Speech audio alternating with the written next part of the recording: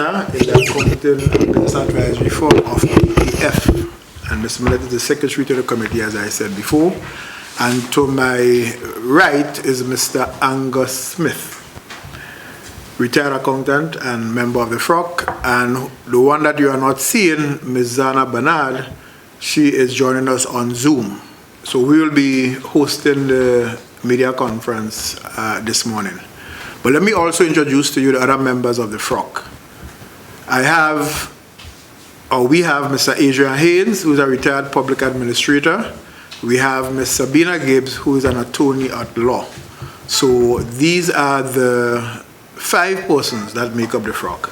You would see in the annual report that the term of office of 4 of the members expired in August. So we are really and truly wrapping up, okay, our work for 2018. And the next time you hear from the FROC, you will see some new names and new faces. And that will be announced by the competent authority in due course.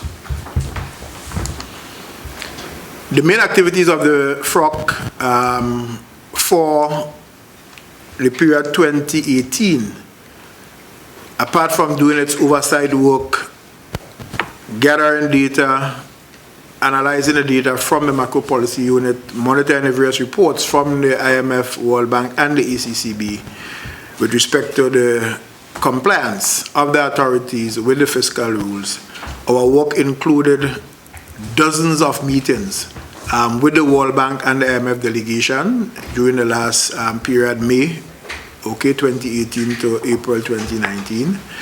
We also did a substantial amount of planning in terms of how we'll go about our work for the period 2019. And we also did that in 2018 to ensure that we did a good job with the responsibilities that we've had. We obviously held our regular media briefing in terms of the annual report for 2017, and we also engaged, beyond the media briefing, 1 or 2 media houses for comments and sit-in programs. We met with the Prime Minister and representatives from various sectors when the pension reform issue was basically at boiling point. And that meeting basically gave us a sense as to the sentiments, the perspectives that people had on the particular issue. We also had meetings with the Public Accounts Committee to discuss the 2017 report. And this meeting was particularly important because it's part of the oversight role of the Public Accounts Committee and the Standing Committee on Finance to look at the work of the FROC and to, as it were, hold the executive, as it were, accountable through the parliamentary process for compliance with the fiscal legislation. We consulted with several representatives and sometimes the entire macro policy unit in terms of assessing the data, discussing amendments to the fiscal responsibility legislation. We also interestingly developed, but have not brought to full fruition, a memorandum of understanding between ourselves and the macro policy unit, Ministry of Finance, to ensure that the work of the FROC and in liaison with the ministry can be enhanced. We submitted our 2018 report on time to the chairman of the Committee of Privileges, the Speaker of the House of Representatives, and this is the report that was tabled in Parliament and now released to the media. We also paid a courtesy call on the Permanent Secretary of Finance, who was newly appointed, as well as we did some additional work in ensuring that the liaison, the discussions, the dialogue between ourselves and finance would go smoothly. So that essentially is what we did for the last year. So before we delve into the substance of the report, we would look at the macro policy context, because this is important in terms of how it is we did our work. The background, the context, the framework within which we were able to assess the performance of the authorities. Now, the lead economist on the team is economist Zana Bernard from the ECCB, member of the FROC. So I would just like Zana to give us a synopsis of the macro policy context for the 2018 performance and the report. Thank you very much, Mr. Chair. Good morning to everybody. Yeah, morning again, Zana. So our macroeconomic context was based on the data that was provided by the Macroeconomic Policy Unit. And the unit provided the data for us in March 2019. And based on this data, we can say generally that the macroeconomic developments in Grenada in 2018 were largely favorable.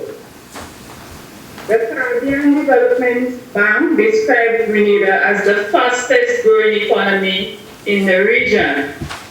And because of this growth, there was less unemployment, there was a lower debt stock, the fiscal performance improved, there were improvements in the external sector, there was higher GDP per capita, and this environment also contributed to a stable financial sector. I will now go into the general details of these developments. Specifically, Grenada has grown. Its economy has grown from 2020, and this growth continued in 2018. The measure that we use for growth is real GDP at market prices, and it's estimated to have expanded by 5.2% in 2018, following growth of 5.1% in 2017. So the growth rate was in 2018 was relatively on par with 2017. And we can say that Grenada is experiencing a boom in growth at this present moment. Against the context of growth, the inflation was relatively stable. The indicator that we use to measure inflation is the consumer price index, and the average rate of inflation moved from 0.9% in 2017 to 0.8% in 2018. And a lot of that has resulted from low global commodity prices, especially low international oil prices. Moving along to unemployment, in terms of the specific data for unemployment, the data that we received was for June 2018, and it showed that the rate of unemployment was 20.9% as of June 2018. This was a decline relative to the rate that was recorded in 2017, which was 23.6%.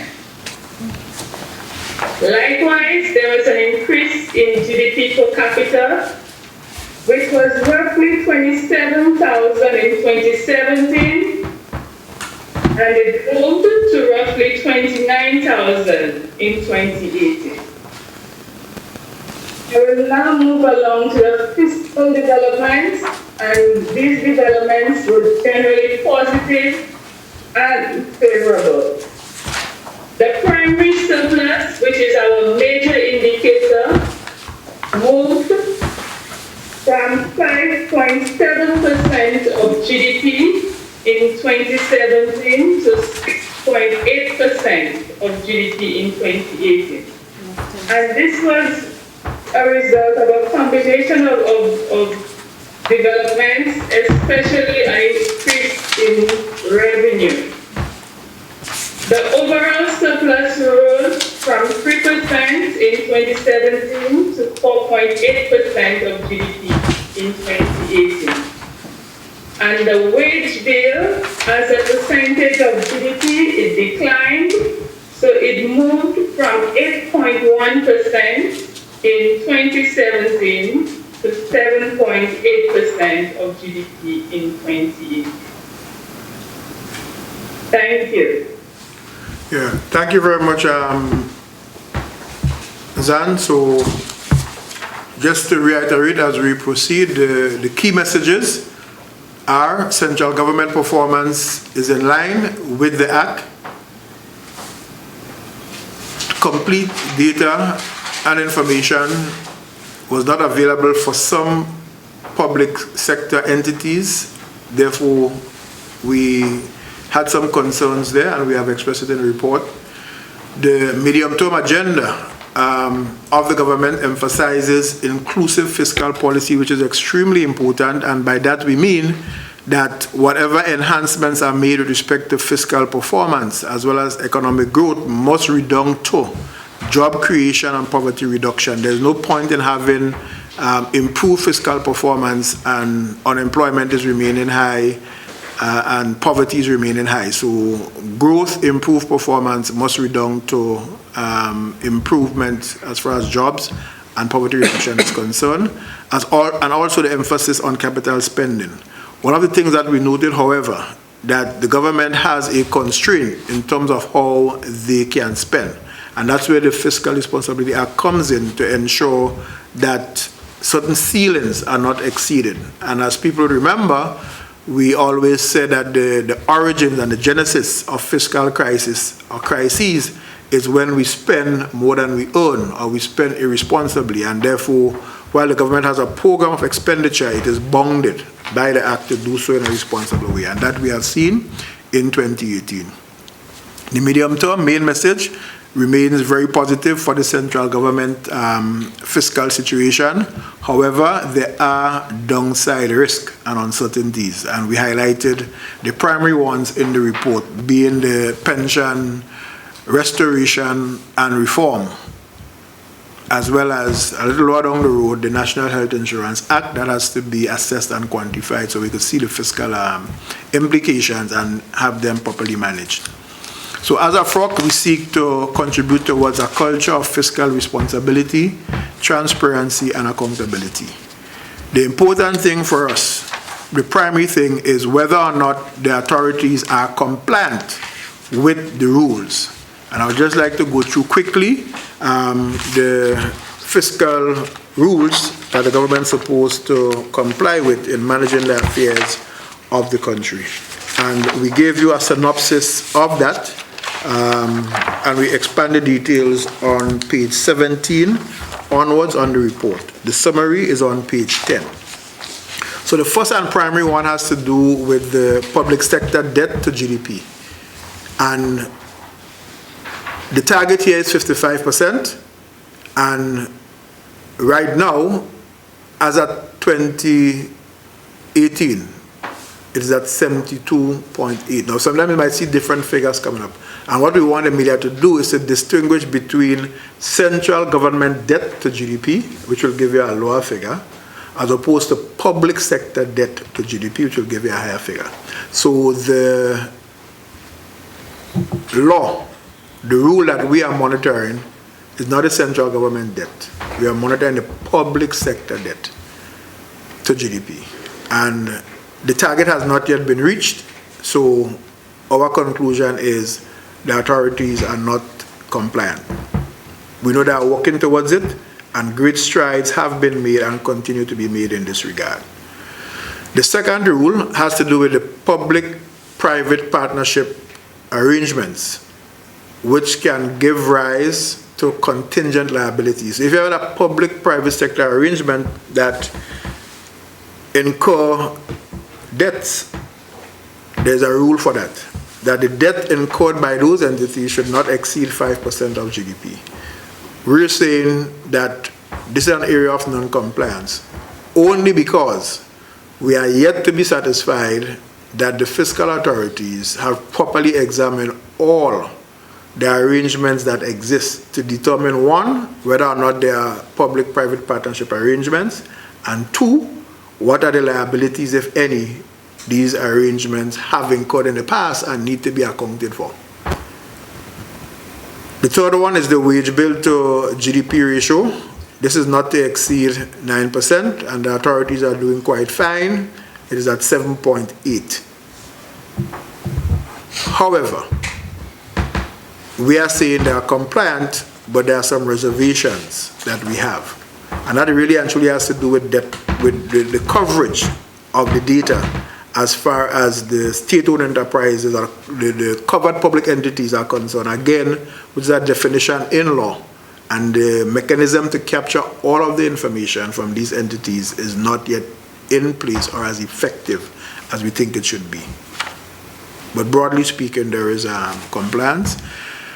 With respect to the rate of growth in the primary expenditure that economist Zana Bernard alluded to, that should not grow by more than 2% per annum, and the authorities are there or thereabouts as far as that growth is concerned. Actually, it's 2% in 2018 estimated. And again, so we're saying that there is compliance with reservations for the same reasons that we just alluded to. And then the last one has to do with the primary balance, which should not exceed 3.5, sorry, which should not be less, my bad, should not be less than 3.5% of GDP. So the bigger your balance, the better it is. It shows that you have buffers being accumulated in the system. So it should be above 3.5, and the authorities are well above the 3.5 at 6.8% of gross domestic product. So basically, it is good news on 3 of the 5 rules. And the 2, where we say that there is non-compliance, progress, steady progress is being made with respect to 1, that is the public sector debt to GDP, and the public-private partnership assessment remains outstanding, and there's work to be done.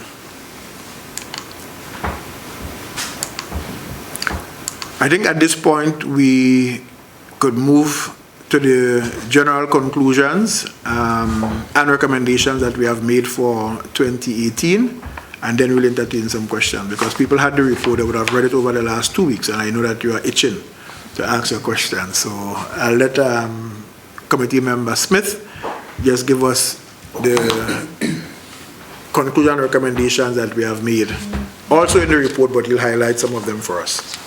Thank you, Mr. Chairman. Our conclusion and recommendations were outlined on pages 49 and 50 of the report, and some of them have already been highlighted by the Chairman. I'll just summarize 3 or 4 of the main ones. He noted that central government's performance largely followed the Act, and that is represented by the 3 rules which got a yellow rating, which was compliant with reservations. We noted that while complete data and information is not available for the entire public sector, so until they get the covered public entities included in the data, they would be weak in those areas. But central government's performance has largely followed the Act. From that, we suggested that government should issue a policy statement on a targeted time frame for expanding fiscal and debt data coverage to the entire public sector debt. This is the 3rd report we are doing. This is the 3rd time we are saying that the covered public entities are not included, and we are suggesting that they issue a policy statement giving a time frame, a targeted time frame to get these statutory bodies under reporting. Instead of leaving it open-ended, they should issue a policy statement with a targeted time frame. Another thing, we made several recommendations throughout our 3 reports for amendments to the Act. There are several things in the Act which need amending, which need streamlining, which need tidying up to clear up some ambiguities. I think those are outlined on pages 46 to pages 49, and in Appendix 3, I think. There's several amendments we suggested. We've had meetings with the Ministry of Finance on it. We've had meetings with the IMF on it. I think all parties are on board. We sorted out some differences, and we have been promised that those things will be amended soonest. I can't say when, right? But those amendments need to be done as soon as possible, in our opinion. The question of the PPPs, which the Chairman spoke about it, we need to get those contingent liabilities understood. We need to know, are there any PPPs, and a study should be done, as he had said. That would allow those contingent liabilities, if any, to be integrated into the fiscal risk analysis and the budget process. Let me say the FROC, like the Ministry of Finance, is on a learning curve. We started this thing, this is our 3rd report, And similarly for the Ministry of Finance, the Macroeconomic Policy Unit, they are also on a learning curve. But you will see each successive report has been more comprehensive, more detailed. And that is what we expect will continue as we go along.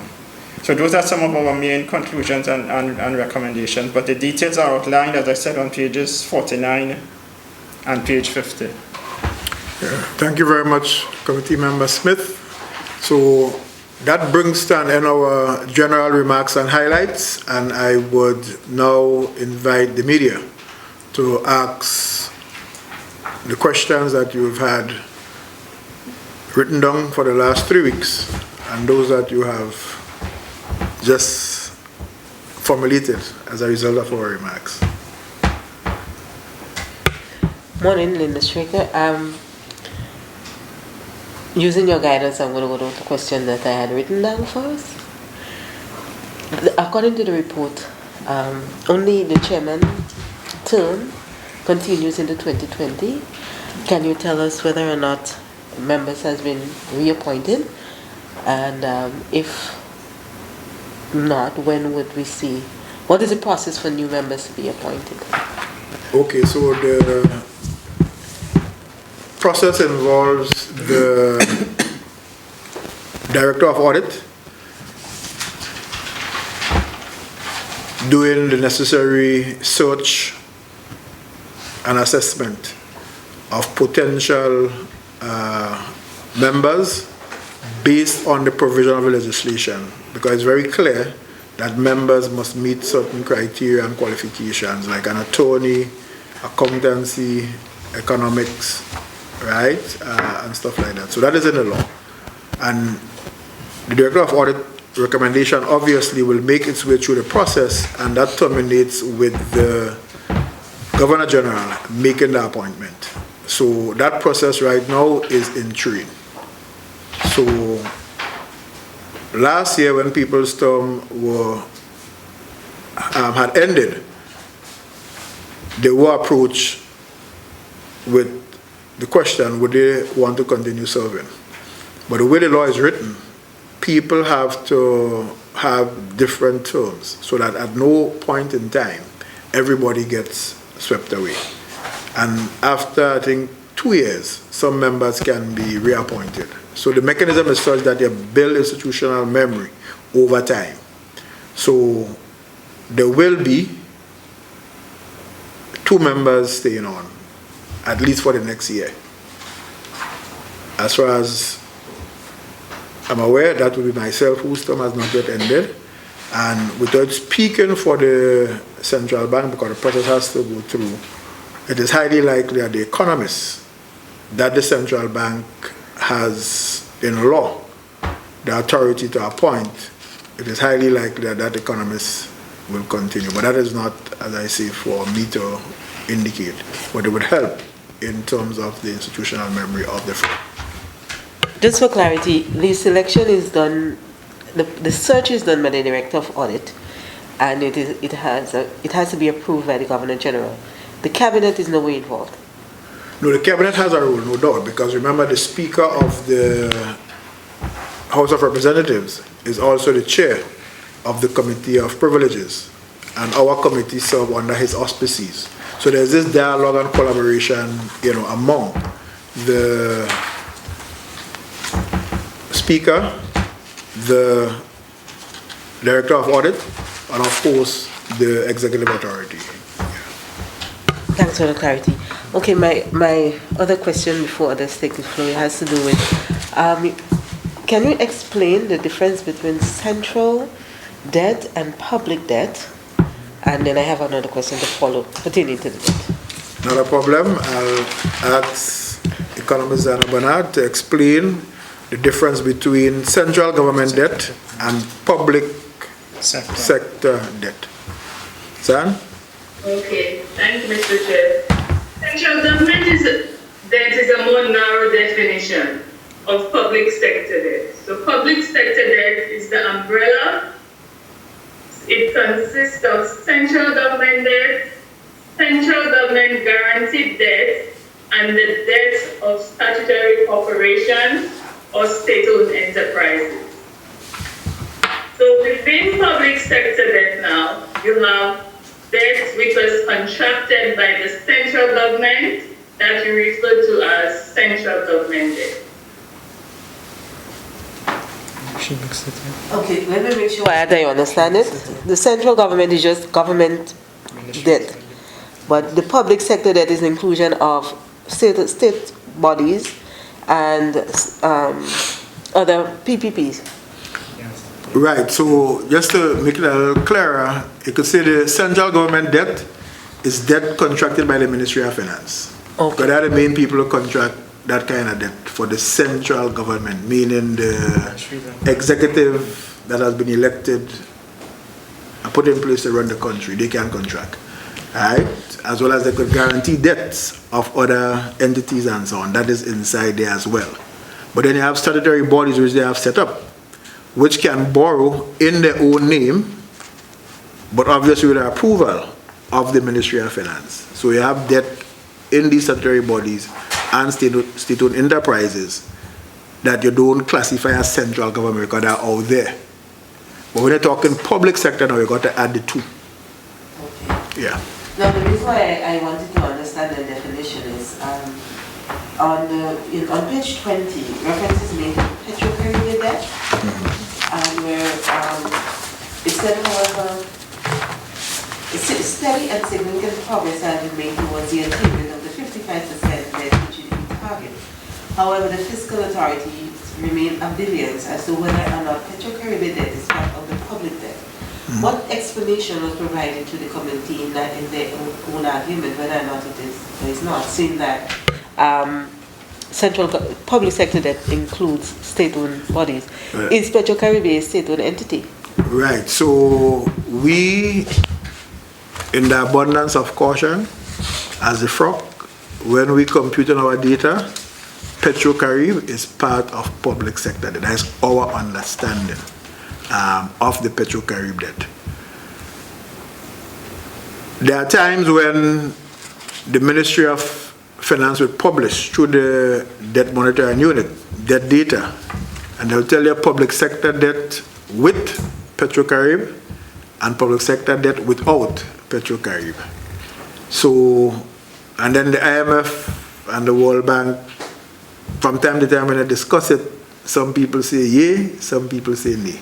The latest is, I believe they are looking to get a legal opinion on the contractual arrangements, right, that define Petrocarib to help them come to a conclusion as to whether it is or is not a debt that is to be classified as a public sector, as part of the public sector debt.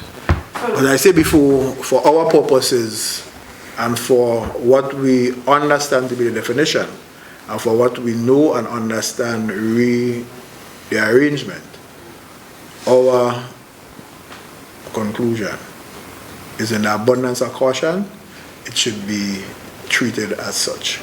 Okay, so from your research and what is presented to you, under Grenada's legislation, the Companies Act, Private Companies Registered under the Companies Act, NPOs registered under Section of the Companies Act, how is Petrocaribbean registered from the operations? Right, that's what I'm saying, that the animal Petrocarib is now subjected to legal analysis. And when that analysis is concluded, a definitive conclusion will be made.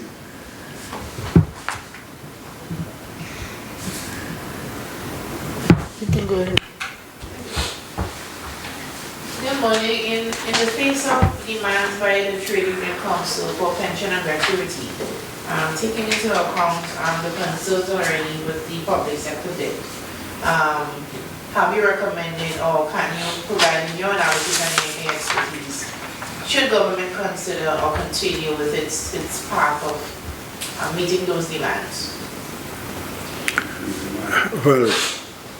Well, the best way for us to respond to this is to say that it is a fiscal risk. I think everybody appreciates that.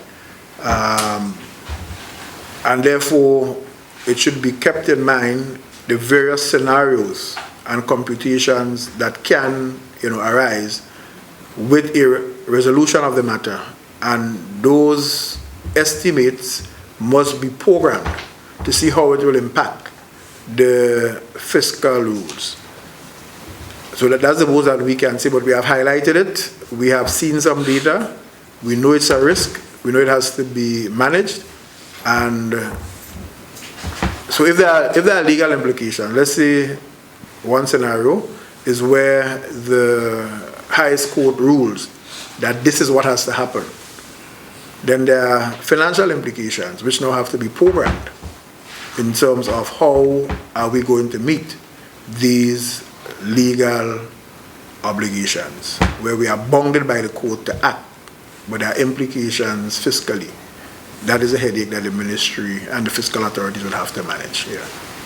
In going through briefly some of the reports, I don't know if I'm wrong, but I'm getting a sense that there has not been general, in terms of the Ministry of Finance providing the required data for your assessment, have there been concerned areas in terms of you getting the required data that is needed? Because I'm looking through on the public sector debt to GDP ratio on the state-owned enterprise, it said that the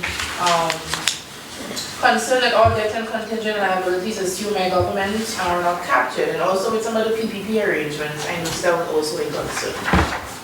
How do you address that going forward? That is what we said, that the covered public entities are not included in the data we use for our ratios, right? So that is why the last three rules number 3, 4, and 5, they got compliant with reservations. The data provided by government is very compliant, but the law requires you to include covered public entities, which they are not yet able to do. The other data has improved a lot. It's all laid in Parliament in November 2018. But so far, they've not been able to capture covered public entities to include in the data. They are working on it, and one of our recommendations was set a time frame or target, issue a policy statement, and say by 2022 we will have all, or something like that, or amend it in the law to exclude it, but that's what that means there. It's the covered public entities we're referring to specifically. But and the covered public entities are listed on page 52 of the report. And the reasons why they're considered covered public entities is stated there. Yeah, I think in addition to that, we keep emphasizing the point that given the role of the FROC in law,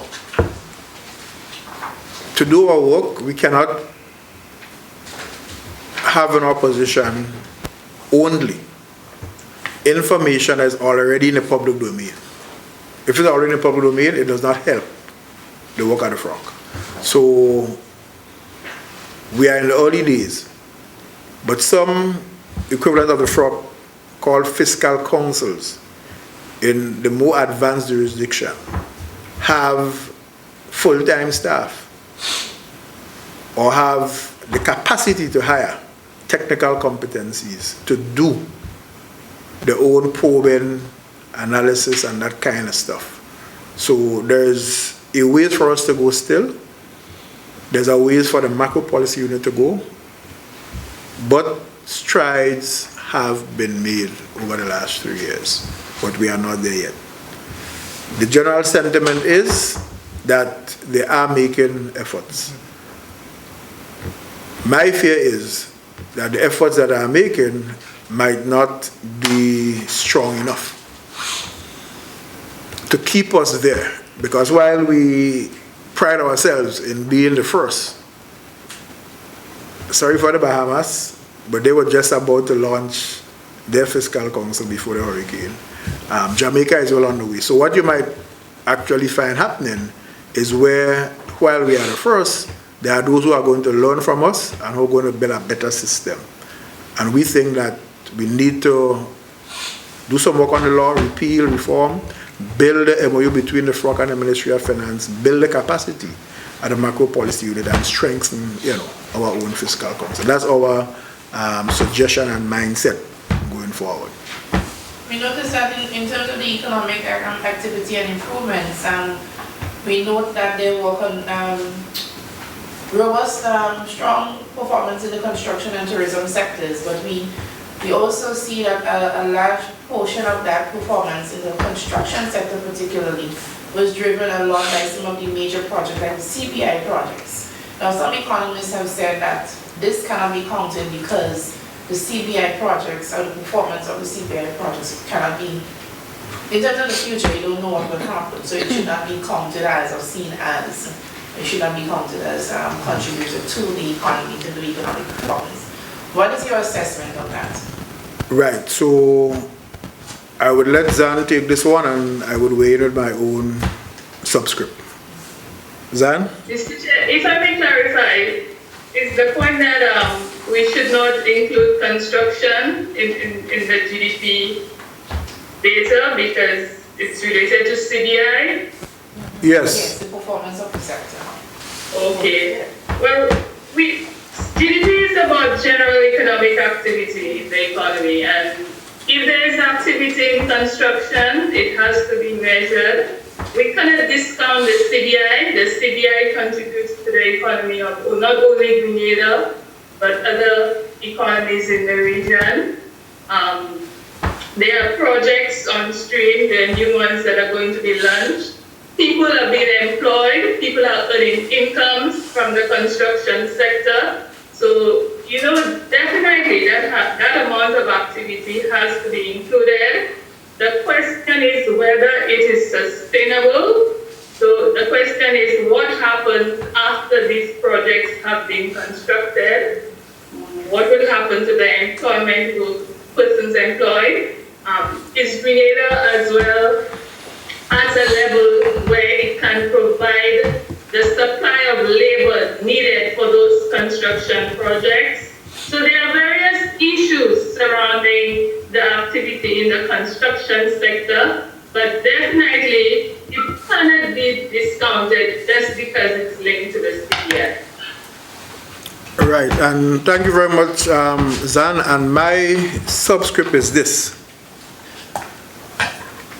Be careful the question you ask. That's the economist now. The question is not, is it sustainable? The question is, how sustainable do we want it to be? These programs have been in existence for 30 plus years in other jurisdictions. We are late arrivals. There are things to be learned from them. So we as a country have to see the CBI for what it is. There's a new phenomena, in my opinion, in the human civilization. From the time human beings could have walked, they traveled, they migrated. We are just in an era now where there is something that we are calling investment migration, where people want to move, want to have the freedom and so on and so forth. And this is therefore an emergent economic sector that some countries have been ahead of the curve for a long while, that others are catching up with.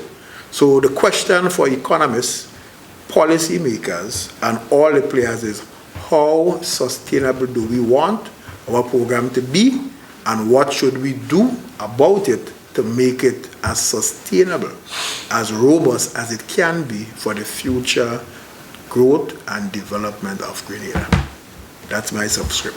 Thank you. And just finally for me, for clarity, on the suggested amendments, it said, understand the extensive amount of amendments to FROC. Believe it is necessary to enhance the FRA. It is FROC's respectful submission that the current legislation, Fiscal Responsibility Act number 29 of 2015 should be repealed and replaced.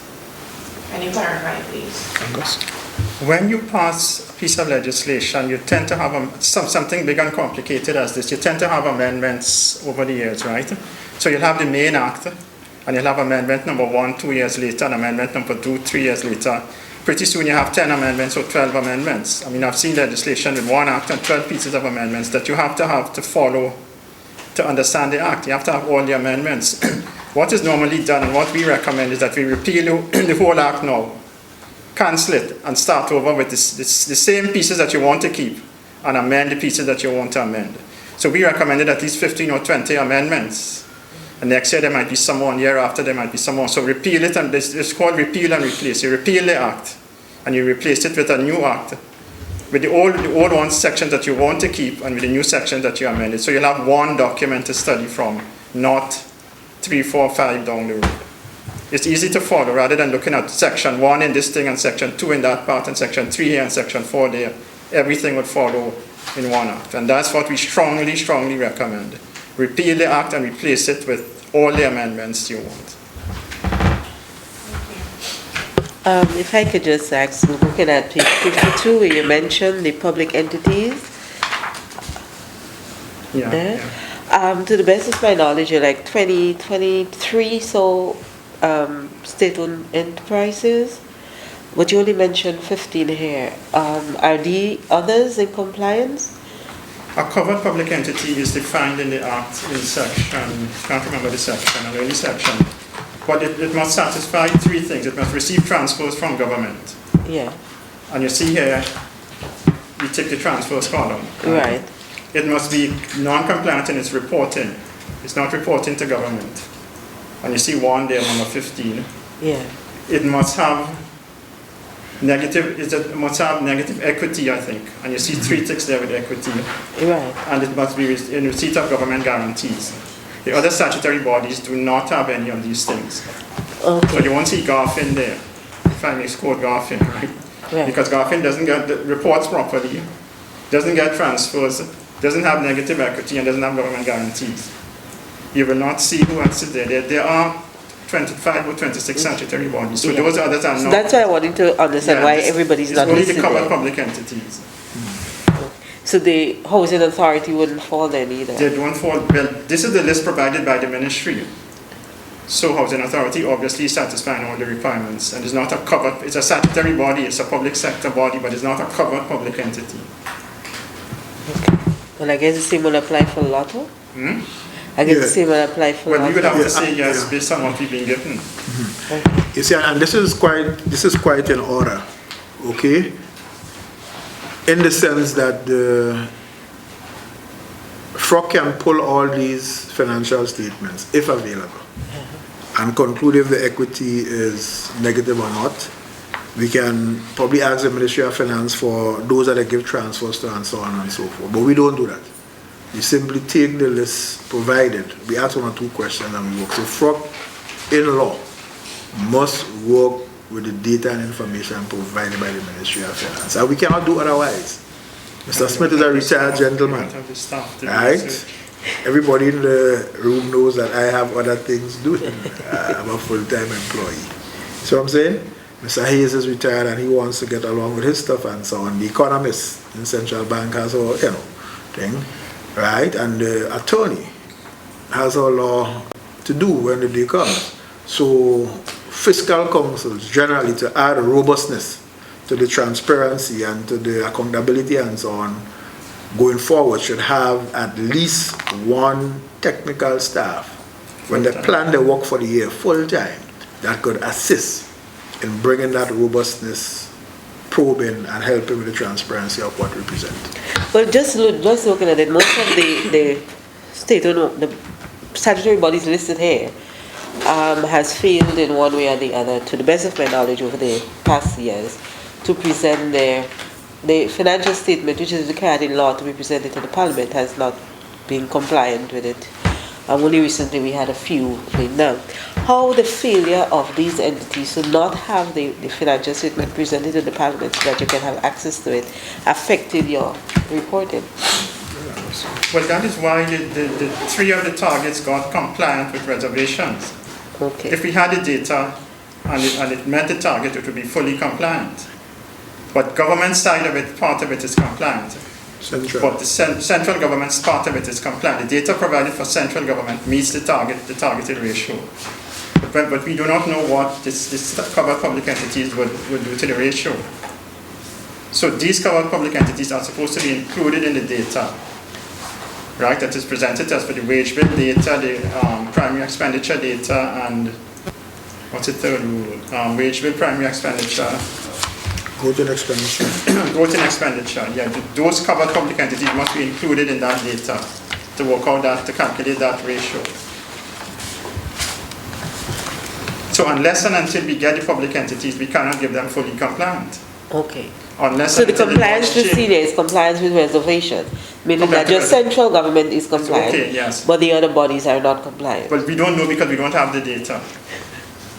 At the time of your report? At the time of our report, at the time of our first report, at the time of our second report, and at the time of our third report. And remember, not making excuses for the macro policy unit, but I mean, Angus worked in the Ministry of Finance for years. I've been there as well. I think the intent is good, but the unit has to be resourced more fully, in our humble opinion, to be able to work with the statutory bodies. Because sometimes some of the data you want from these entities, the way in which the accounting systems are structured and reporting protocols and so forth, they have a hard time.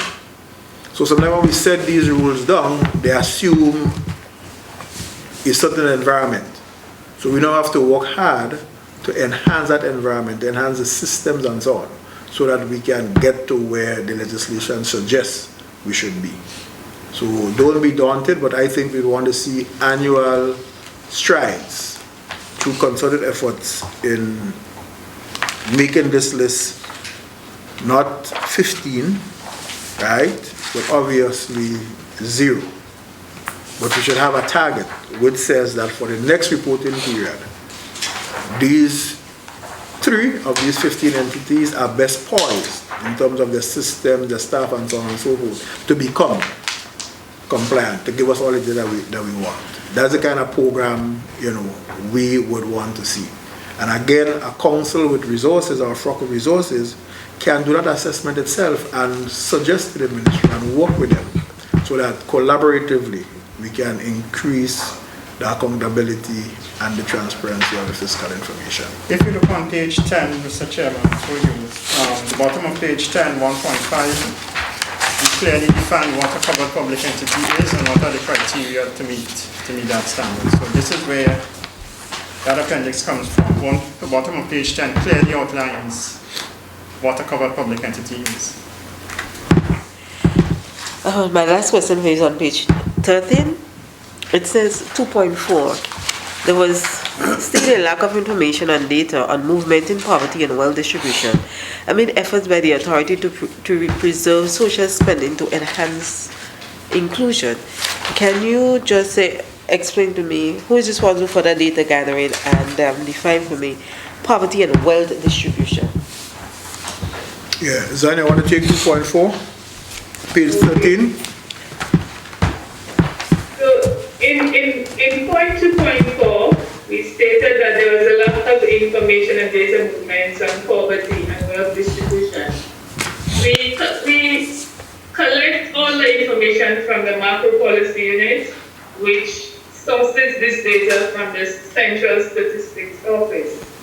I understood that the poverty assessment survey is most likely ongoing, and very soon, perhaps this year or maybe the next, we may be able to get information on poverty and wealth distribution.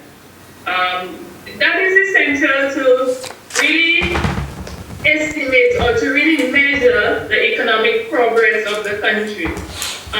It is not directly related to our work, but in an indirect way, we like to see how the whole macroeconomy is doing to really understand the fiscal developments in the economy. We assume that because the economy is growing, and because there is spending on social items, that perhaps these indicators are moving in an upward direction. So we are more or less making, some assumptions here without the requisite data. Okay, thanks, Dan. Any further questions? There being none, I want to thank each and every one of you for the time that you have taken. The quality of the questions and the discussions, no doubt, has improved from report number 1 and briefing number 1, report number 2 and briefing number 2, and this is our third. I want to thank Zan for having taken the time off to join us by Zoom. I want to thank Angus for taking the time to come and be part of this briefing, and of course our hard-working secretary from PKF Mrs. Millet. Thank you very much for everything. Thank you. Take off that.